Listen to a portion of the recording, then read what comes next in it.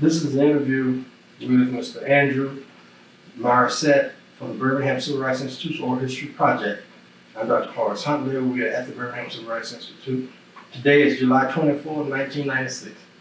Thank you, Mr. Marrisett, for taking time out of your schedule to come and talk with us today about the move.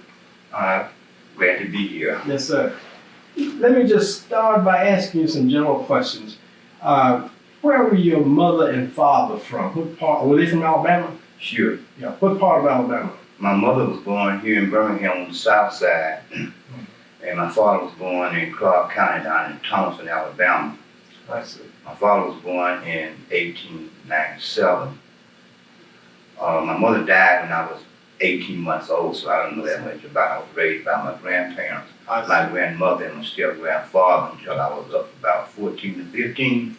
And then my father took over from there, and we came from there. Okay. Do you know how much education your father had? Just to hear him talk, he can look in further than third. He had to work. Yeah. Back in those days, the children had to go to school a couple of months, then stop, and then go to the field and sharecrop and stuff like that in those days. Yeah. Now, you lived with your grandmother. Did your grandmother work outside of the home? No, she was mainly a housewife, but we kind of, well, back in those days, my grandparents raised all their food almost. Oh, okay. Yeah. I mean, in those days, you could have a garden, hogs and chickens and stuff in Birmingham. Yeah. Until I guess the day before this, and then they got an order to stop it. So they raised all of their food. We are getting majority. Yeah. Majority. Yeah, I can remember some of those days too. Mm-hmm. Yeah, I remember the hogs. And chicken, cows, and had a little field out there, corn, potatoes, and peanuts, and peaches and apples and oranges, then churn milk, and stuff like that. So I guess you had some experience in that yourself. Oh yes. I used to love to churn milk to an ice cream crank. Oh yeah, that's good. Yeah. What kind of work did your father do? My father was kind of a brick mason, but Dad was kind of like a hustler. In those days, people had mules and wagons, and he would sell scrap metal and rags and iron. When I was coming up in watermelons and vegetables, so he kind of did that. And he's an entrepreneur. Well, yeah. We scuffled along, doing odds and ends. Where did you start first grade? At Lincoln. At Lincoln. Did you have brothers and sisters? I had one brother living. I was told that my other brother and sister that I had was killed in an auto accident going from here to Cleveland. So but I was too young to know anything about that. So in other words, really just the two of you that you remember. Mm-hmm. And you started school at Lincoln Elementary School. Right. What do you remember about Lincoln? Well, the first day I went, I remember being afraid. Why would you be afraid? Because it was a new experience. See, I went to on my street between 10th Avenue and 24th Street. There was a lady that did what we now call a Head Start, kindergarten, daycare, whatever you call it, where we went and learned our ABCs and did other things, take out a nap. And so I was, I knew primarily what school was about, but then it was a new experience and it was a long way from home. And a lot more children. Yeah, and then plus we had to walk. We couldn't, we never no bus or school buses and no transportation like that. Yeah. And passed by the high school every day going to Lincoln. But I didn't have good thoughts about school. I mean, I was, after the first week, when I learned how to walk home on my own, I liked it. What neighborhood did you live in? I live on the north side here in Birmingham. I was raised on 24th Street between 10th and 11th Avenue.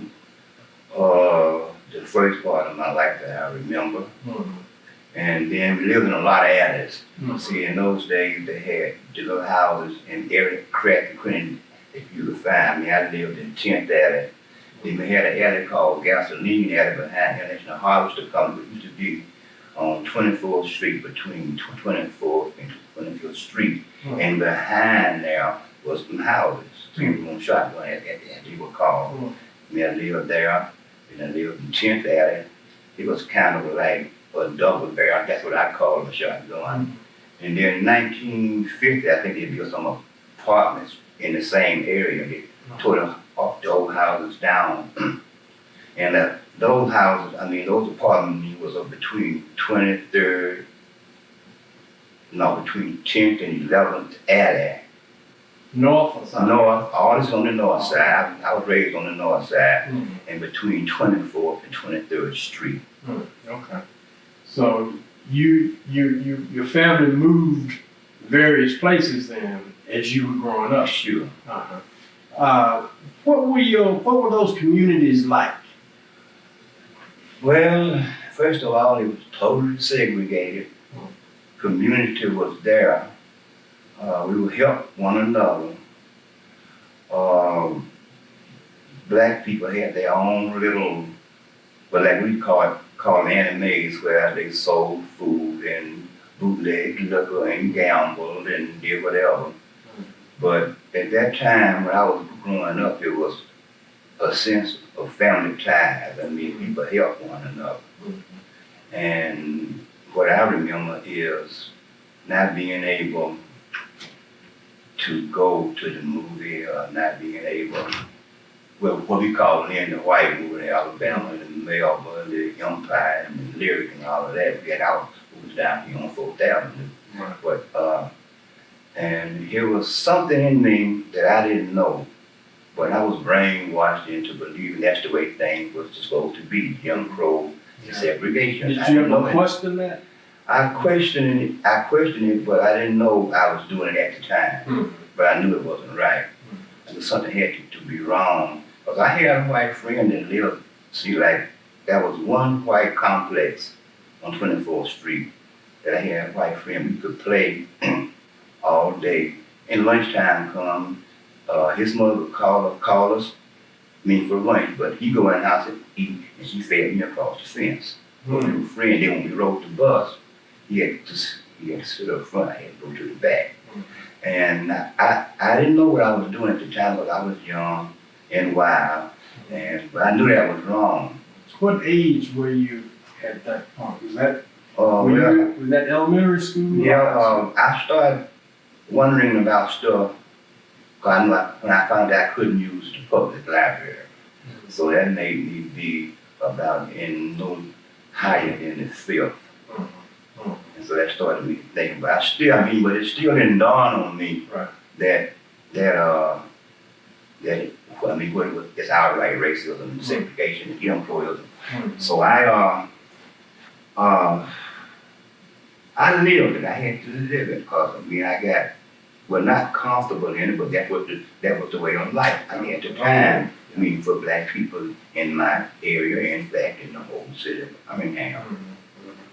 Well, as a student at Lincoln Elementary School, did you have this white friend while you were there at Lincoln? Yeah, when we got home from school, we would play in the afternoons. Right. So, but there was no, of course, he went to his school, which was the white school, and you went to Lincoln, which was the black school. Yeah. And then in the evenings, you guys would play. How long did that relationship last? Lasted until about the 8th grade, then they moved away. Okay. And I hadn't seen him since, but it seemed to me that, he and I, we were just friends, but his parent, now his little sister, this I know for a fact, was taught to use the N-word, because she would always, and she was on a little kid, and she would say the N-word to me all the time. And at the time, I was just, because she's a little kid, and she don't know any better. Yeah. But I didn't know until I was grown that this kind of thing was actually taught in the homes of white. You just overlooked her because she was a youngster. Yeah, she was 3-4 years old, but she was still using the N-word. Did you ever hear his mother use it? No, because I never was that close around him. See, we played outside, up and down the alley, up and down the street. Right. And when Tappan go in, she just called him. He go in the house. I continued to play with my other friends who were black. And but old Johnny and I, we were good friends. And had it been If they didn't leave, we probably would have grew up and became better friends. Were there other white children that you played with as well? No, not really. That was the only white friend that I called friend. I came in contact with white There kids. were other white kids Yeah. in the neighborhood. Yeah, at the time, yeah. So you know, if you know anything about the north side, when you cross 11th Avenue North, from there all up in that area, all around, that was all white. Right. But I delivered groceries to them. But they had to go to the back door when you back the groceries. Mm-hmm. I went to a little store called Blue Label grocery that was on the little mom and pop. Yeah. That Where was was it located? on the corner of 10th Avenue and 24th Street. Mm-hmm. You know, right across from where I lived. Right, right. Now, your experiences at Lincoln, were you active? Did you have, were there any extracurricular activity like band and clubs and that kind of thing? Yeah, I tried everything. I wanted to be a musician, but that's awkward. I couldn't. I tried band, tried workshop. The only thing I could do was run track. Hmm. I mean, I played baseball. Okay. I mean, I could play the baseball and probably would have made it if had I not been held back by segregation. And then after I got to be, in my mid-teens, then you know how, well, no, you don't know, but kids in my neighborhood, then we started doing things like gambling with each other, shooting dice, playing cards and stuff. I had to start drinking though until I was well grown, but kids would drink wine and stuff, and we would play stickball and touch football, stuff like that. But I was good at track. Yeah. But I never did get a chance to run because I got too wild doing other things, So you went on from Lincoln then to Park Annex at the time. They had the annex. Right. Mm-hmm. And the annex, what was that, ninth grade? Yeah, 9th through 10th, I believe. But I think you went to the main building, as we called it then, Right. 11 and 12. Yeah. Did you go to the main building as well? I headed that way once, but I dropped out in the 9th. Hmm. Okay. So what did you do after you dropped out? Well, I did various things. I did various little jobs and things and helped, I mainly helped my dad on the sell fruit and stuff and junk and had large jobs with people. See, back then, the white guy would just drive and say, you boys want to work, then you can go away from there for a week or two or maybe a day or so. And I never did apply for like TCI and all of that. Mm-hmm. I never. So you just did basically odd jobs? Odd jobs. But I learned a lot of stuff that made me survive. Mm-hmm. And basically, I guess you can say between 1950 to 63 is a part of my life that was just there, being a black person that lived in a black neighborhood that was oblivious to everything around him. I'm talking about like politics, economics, integration and stuff like that. Mm-hmm. But thank God for the Jet magazine and Johnson & Johnson, because I would always try to read Jet. I was pretty smart in school too. I mean, I got skipped some grades, but that's got grown and dropped out of school was my fault. Mm-hmm. But anyway, I did go back and get some extra education after I got grown in my GED, but right. that's on now. But we was kind of like, I don't say illiterate, but we was unaware of what was going on around us, the power structure, Right. like with Bull Connor and Art Haynes and all of them, they ran. And what they said was the law. See, because when I was a little kid, we used to have, during the war, we used to have blackouts, of course. But then the Klan was driving down the street at that time.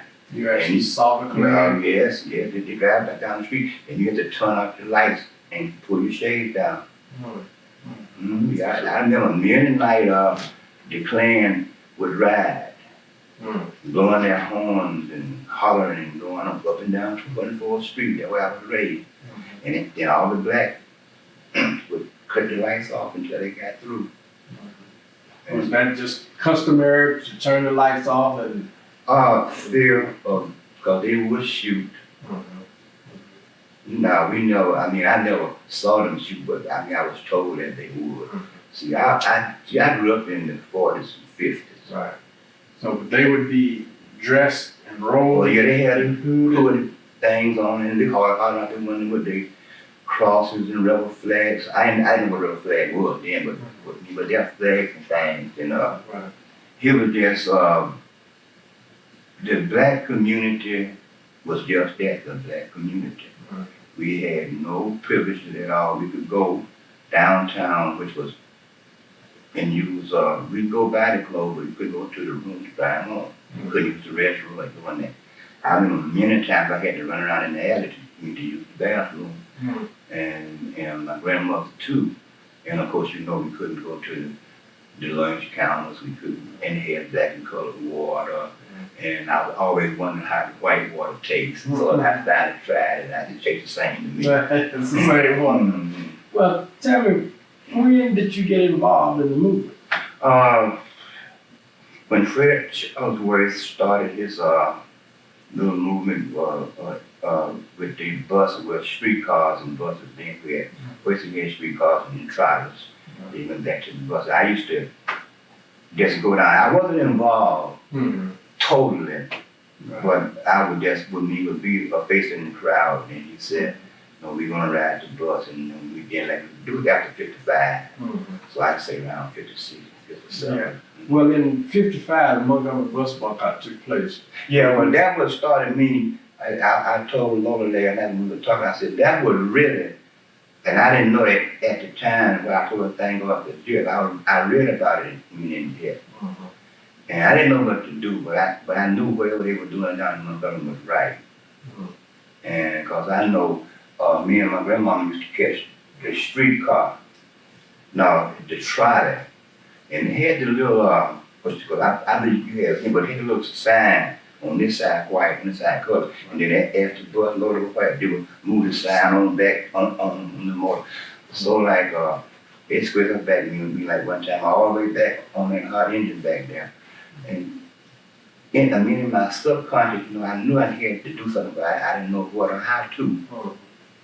And so when Fred started his little movement, Alabama Christian movement, I was involved. I mean, I was there. You were there at the but first I wasn't. meetings? No. I mean, I was facing the crowd. Right. Just I can say just a own look. Did you attend the mass meetings? Yeah, I attended, yes, some of them. What was the mass meeting like? Well, when then like they were spirit filled, but they were mainly Christian, but I didn't know why I was there, what they were doing, and why. I mean, but it was just that urge I had. It's kind of like I just learning how to drive. I was learning how to drive my life toward equality. But when you first start learning how to drive, you know it's a car, and basically this is a steering wheel and this is the gas pedal, but you can't drive yet. And slowly, as the years passed on, I got more and more involved in my mind, and then it all goes in '63. Well, when Fred first started in 1956, there were a number of bombings that were taking place. Yeah. You remember? Oh, sure. What were your responses, your reactions? First of all, fear. And fear on two fronts. One for myself, and two for the people that were being bombed by innocent bystanders. But I'm saying that now, but I didn't know that's what it was then. Right. But did that frighten you away from the movement? No, that frightened me toward it. Oh, so that it actually played just the opposite of what those that were bombing thought it would do. Yeah. I've always been, when I'm afraid and nervous, it's something that I want to do, it makes me more determined. Well, at what point, I know that I was reading one of your interviews, and you talked about seeing the policeman in 1963. Yeah, but that was it. hit me. It's in this book here. Well, I drove to school. I don't know. I was in the same. I drove church bus. What church was that? It was a spinoff of Tabernacle Baptist be on 25th Street North, and we was it was called the Greater Tabernacle Baptist Church, and we had I guess about a old 49 or something bus that we had bought in. I knew a little about mechanics. I kept it running and put the sign on the side of it and all. I drove it from about 60 until 63. We go on little field trips all up to Little Jerusalem and things like that. And it'd break down 2 or 3 times before we get there and back and I dash it together and stuff. But we were going to church. And I got right out there. In fact, right across from where the park is there, across the street over there. And I was, 6th Avenue. yeah, just right across the street over there. 6th Avenue. In that park right there, in Kelly Park. And just driving along and saw this big, as I call him, big 500-pound white cop putting his cane out on a little small kid, and I just ran over and got him, cut away from there and shot him. So How did you do that? I just stopped the bus, left it, and I put it in neutral and pulled the brake, and I left it running. Was anybody else on the bus? Yeah, all the members was there. Okay. And So you then was actually driving the bus, and the bus was loaded, and you saw this policeman. You stopped the bus, sure, got off the bus, and then what? ran over to the little girl, got between her and the canine dog, which I think was a German Shepherd, and grabbed her up and ran back toward the bus with her. And surprisingly enough, it shocked the cops so bad till he didn't do anything, because I think he was just shocked that a black man in those days, which was kind of on past all the other stuff. I mean, we had the bus running, everything was Greyhound in 60, and we had this in Greensboro and Snickhead and all that, but we were just getting started here. And then her mother, Yes. Right. then her mother came, and I gave her to her mother, and got back on the bus and drove them to church. They didn't arrest you? They didn't do anything. Got back on the bus and drove to church, and then that next morning, I came down to Gaston. That's where everybody met at Gaston Motel, and the restaurant area. And that's when I met Andy Young and Dorothy Cotton and Bell. And they were talking, and I just sat there and listened to them. They were talking about voter registration and how to get people to pay poll tax then. So I just got involved. I wasn't asked. I said, well, I want to help. And I got out that day. Me and first it was me and James and Sex. Sex is Seals, Robert Seals, and we just went out and headed toward Powder, knocking on doors and sitting down talking to people, inviting them to the mass meeting. And then I became a person that would help them with the poll tax questions. Then they got us a little van, and we take them down to the courthouse or wherever they had to go and get them registered. And so after about a week, Anna and Dorothy had to go back to Atlanta, and they had a rented car. And they told me to keep the car until they came back. And from then on, I was hired as a staff person. And James Orange and Robert Steele and Elizabeth Hayes and I were and are the first staff people the SCLC hired, field staff people. And so we worked here, and I think we got about, I know over 9,000 people registered in less than 90 days. At that time, they had kind of a ban on the NAACP. Right. And they hadn't did anything, so the four of us, we just worked the area. Let's look back just a bit at the 63 demonstrations. Mm-hmm. When you went over and rescued this little girl, and you were not arrested. I thought I read in the book that you were arrested and they carried you off that day. But you said that you were not arrested? No, not then. Okay. But then you participated in other demonstrations? Yeah. Okay. Then, were you ever arrested? Oh, sure. I was arrested 2 or 3 times. I mean, in fact, I was arrested with AD, that was Dr. King's brother. And I think, let me see, it was Fred in that one. But anyway, well, I'm on camera, but I won't say, but me, AD was a practical joker. Yeah. He was in jail doing stuff. Right. Was that the one where A.D. King and John Porter? Yeah, and all of them, yeah. And N.H. Smith. And then I believe Larry too. I think Larry was in that group. And you were, what were the circumstances of the arrest? Now, you know what? There was so many things that we did, because I was arrested more than once here in '63. And then, see, I've been looking because then we came back here and did some stuff after that, after the Poor People's Campaign. Right. Well, I'll tell you about that part later, but anyway. I forget, just a demonstration. Marching. What was the arrest like? What was it like going to jail? What did they do? Singing freedom songs and with all the vitality and the vigor. Being proud to be arrested. Being proud to know that you were doing something for a cause, nonviolent. That was me. I mean, I was totally committed. No fortunate thing was asked for or needed. I was just there because he was just in me, but I didn't know it. But then when they came out, you couldn't stop me. Dr. Cotton and Ann and all of them said, and I mean, when they wasn't talking to me, I've never seen a person so enthusiastic about something. So it was sort of infectious there. Sure. That spirit. So that kept you excited and you wanted to do more probably.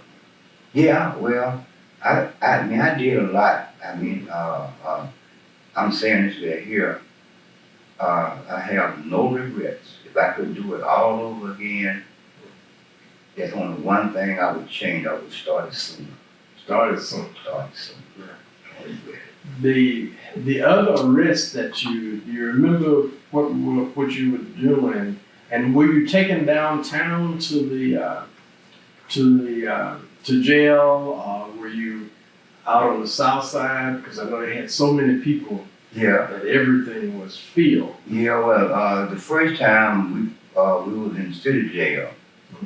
The next time I was in city jail too, but they took all the students all to the cell. That was the day it rained.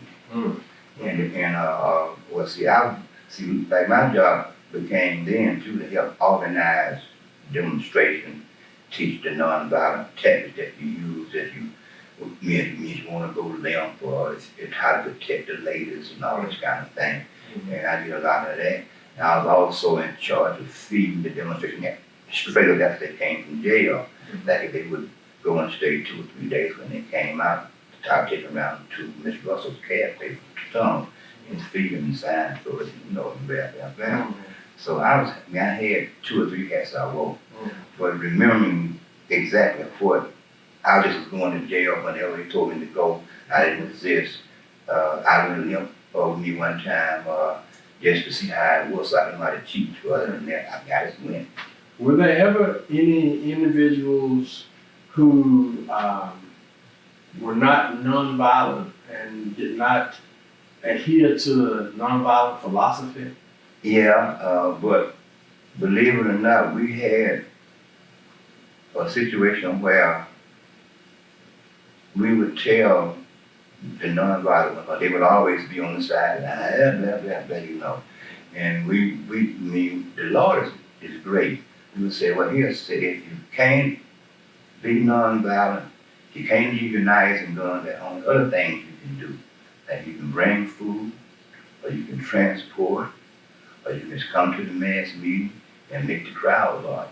And it basically worked. We had slight incidents where somebody, man, and went in and hit or blah, but that was about all it was to that. I mean, this movement here, and the one in Selma beside Bloody Sunday.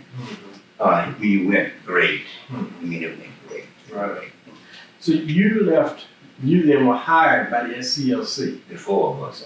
to go to various places. Where did you go Well, to work? I mean, after we got through doing our thing here in registration, we went to Texas to inspire registration for Barbara Jordan's election.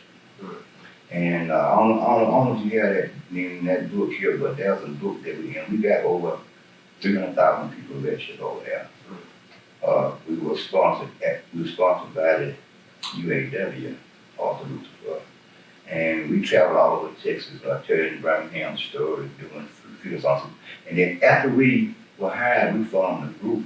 We didn't have a name, we just and we sang James and Debs and Robert and myself. We sang at mass meetings and functions all over Texas.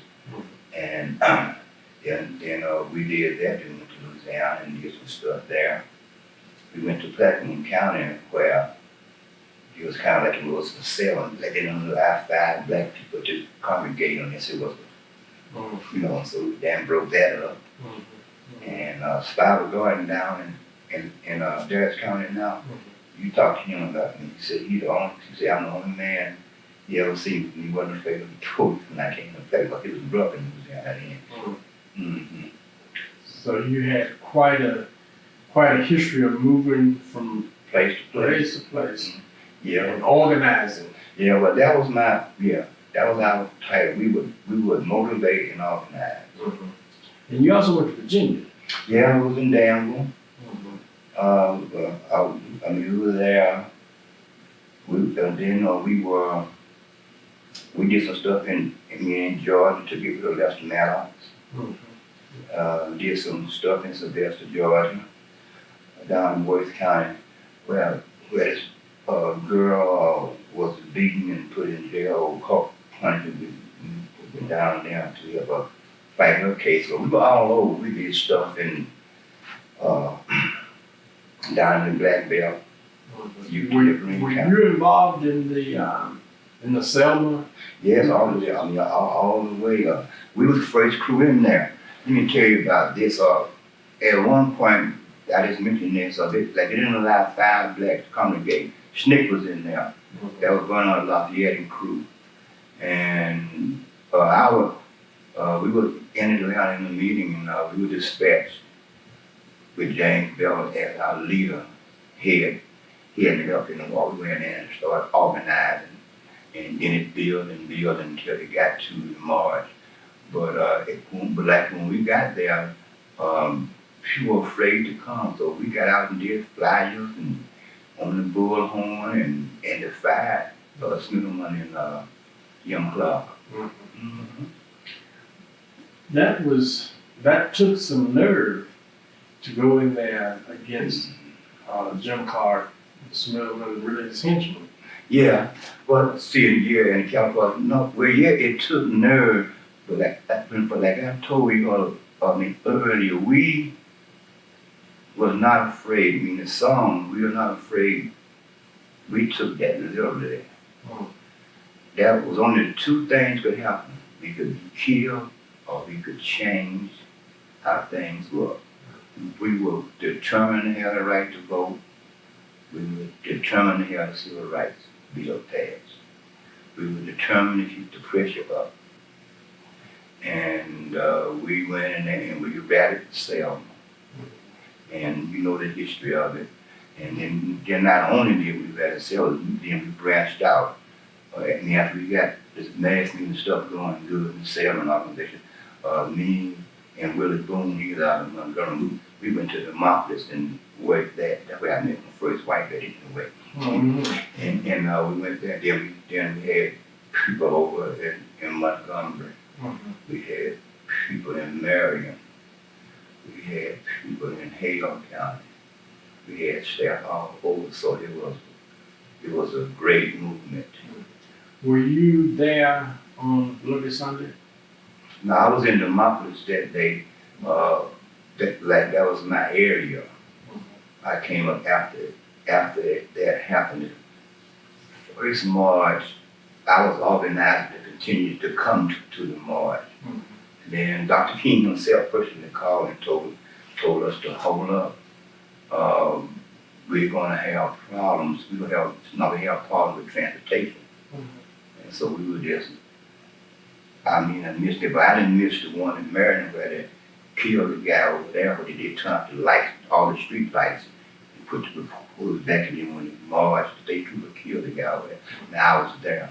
You were there then? But I was there on the next march, we went all the way. What was the relationship between SNCC and SCLC?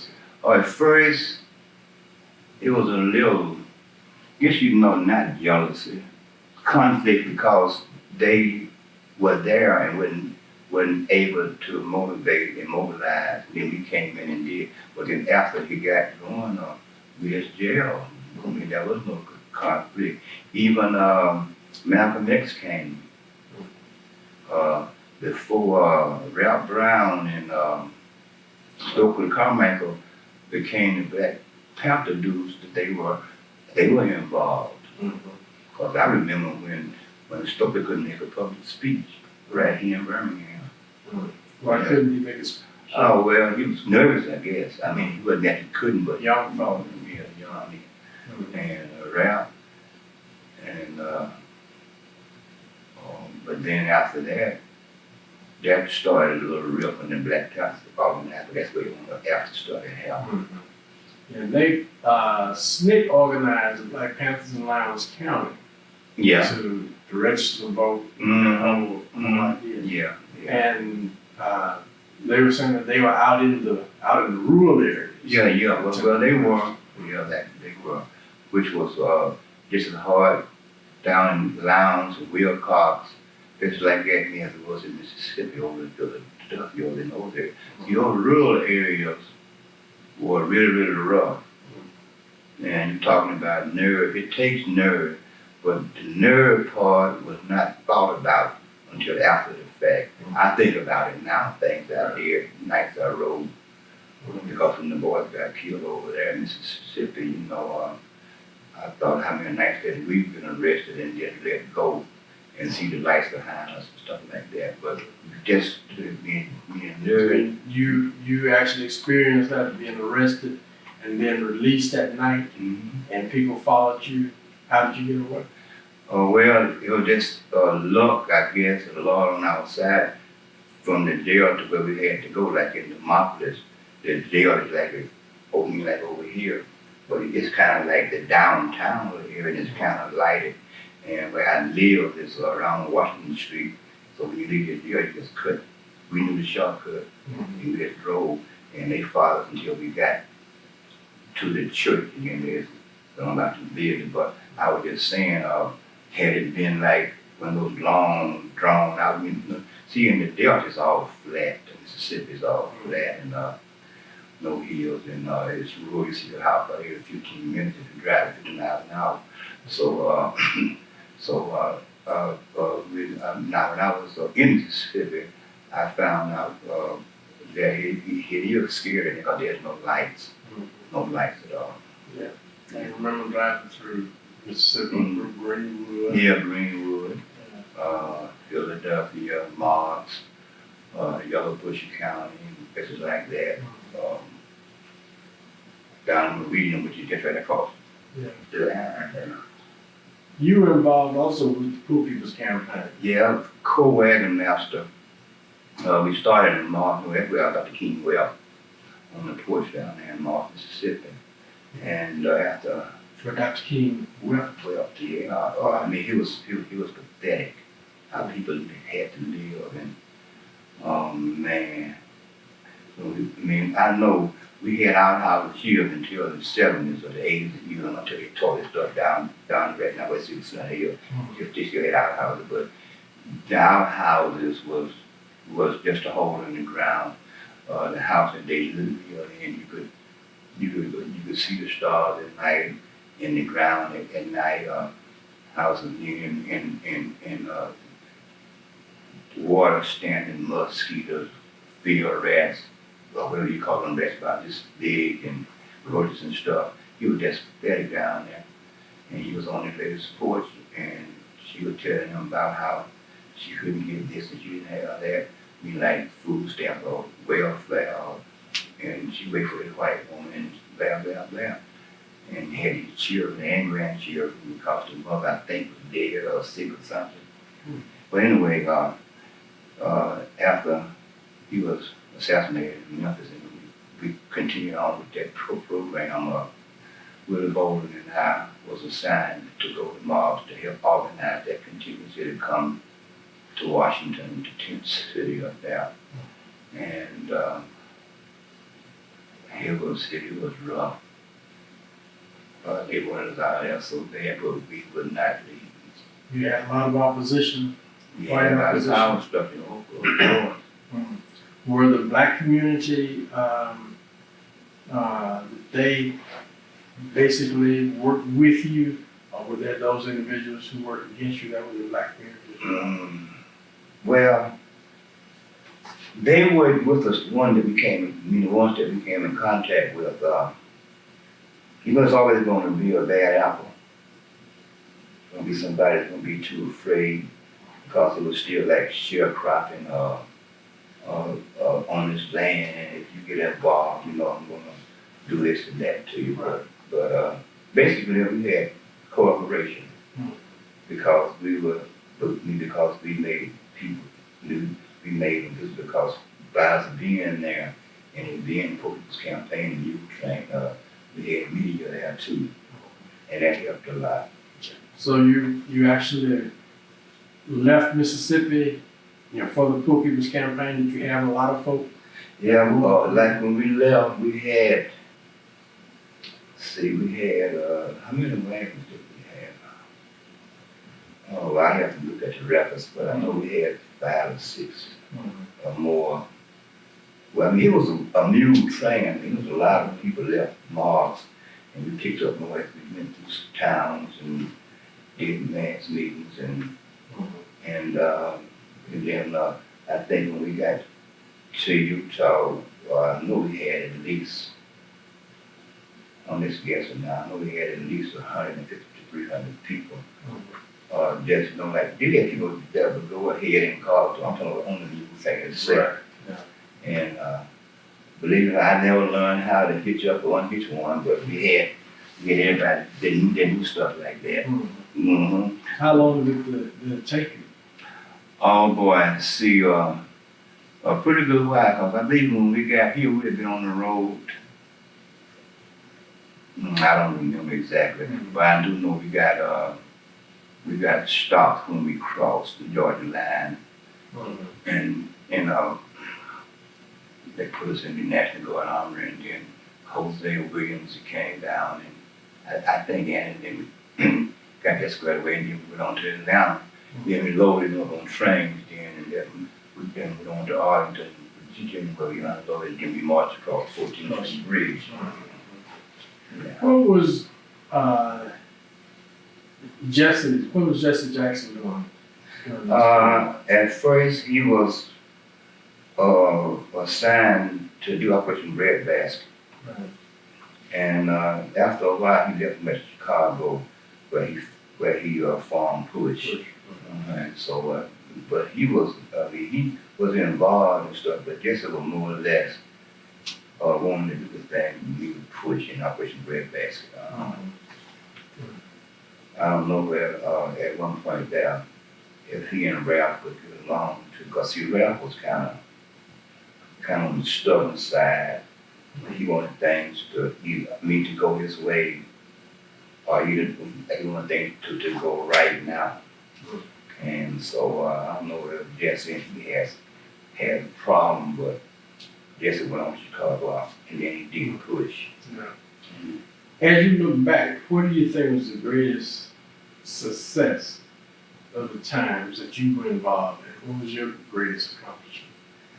Oh, seeing Johnson sign the bills, knowing that I was a part of putting the national pressure on the government, the federal government, to do something about our plight. that meant that I knew that the blood that was shed in Selma and in Marion and even here, the 4 girls, the guy that castrated and all that was not in vain. And then neighbor and all that. That's So you think it was all for good? well, yeah, in the end, but we need to start being careful again because we're getting too complacent. And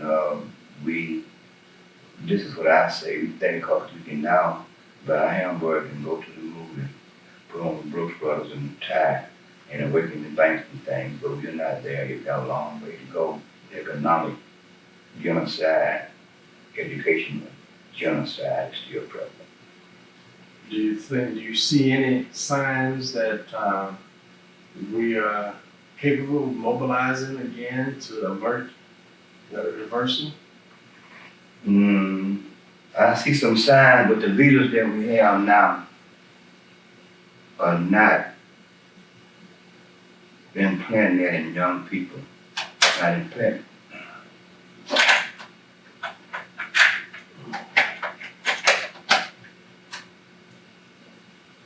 They're not implanting that in the members of the organization. I hate to mention his name, but Farrakhan, the white power structure is making him make us not see what they are doing to us.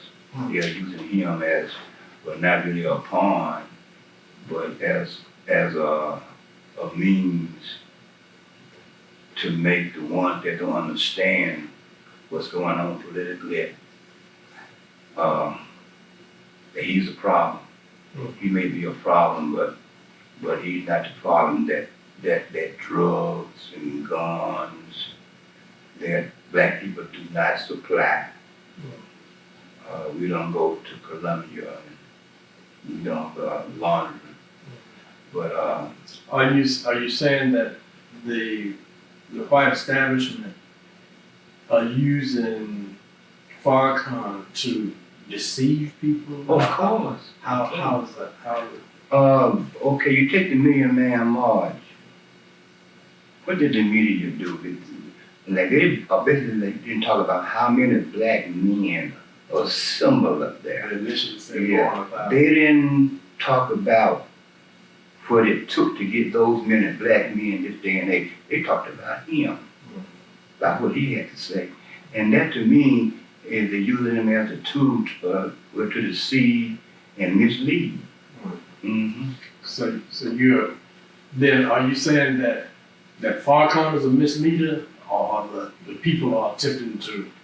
No, I'm not saying he's a misleader. I don't agree with everything he say and do, because if I did, I'd be stupid. But I don't agree with everything I say and do. What I'm saying is, no, I don't think he's misleading anyone.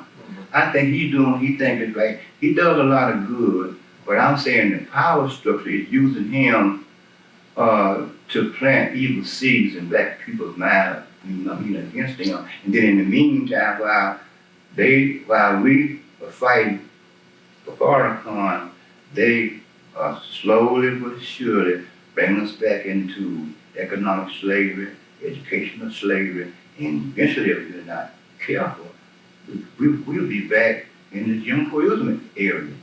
Because there are certain things that we can't do. What do you think is the solution? It's going to take another movement like the 60s. And it's going to take a leader. There'll never be one like him, but it's going to take a problem or a situation like it was. See, because we can't use segregation outright, but it's there.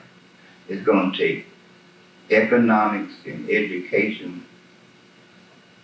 Going to have to be the catalyst that the leaders will have to bank on and push in their heads, especially the young people, that this is what you got to fight for. And we also need to really be careful about that just say no thing. See, drugs is one of the most detrimental things to our race that there is. And so the white man right now, I mean, he don't have to really do anything, because we're doing it to ourselves. It's tragic. Right? I mean, it's tragic how like a 12-year-old kill a 6-year-old. And when they're gonna know, he shouldn't be able to have his hands on that kind of thing. That's the genocide I'm talking about. Are there any black leaders that black folk are listening to today? Well, it's mixed. Some listen to Jesse, some listen to Larry, some listen to even you. But there's no united front that I see.